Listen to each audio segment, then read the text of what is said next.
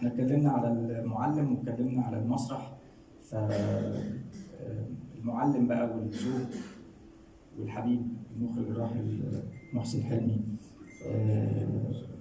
كان في اصرار، عرفته برضو من الكتاب يمكن لاول مره، انه عدم شغلكم مع بعض كان عن عمد وقصد.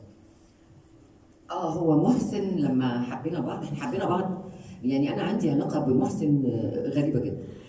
احنا حبينا بعض في دقه زار، واتجوزنا في المحافظتيه، وخلفنا في الملاك الازرق، هبط الملاك في بابل، والعيال دخلوا المدرسه في اوبرا الثلاث بنسات. فكل مراحل حياتنا ليها علاقه بمسرحيات محسن. لما جينا نتجوز فقال لي اختاري، وعنده محسن صوت دايما كده، لما تيجي سيره محسن كل الناس تقلد صوتنا، ها اختاري نتجوز ولا نشتغل مع بعض؟ فقلت له نتجوز طبعا، عشان اولا لاني كنت بحبه جدا، ثانيا كنت خايفه من العنس وعايزه الحق اخلف والحاجات دي.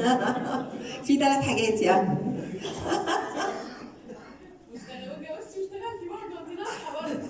لا بس مش معاه للاسف، بس يعني تمام.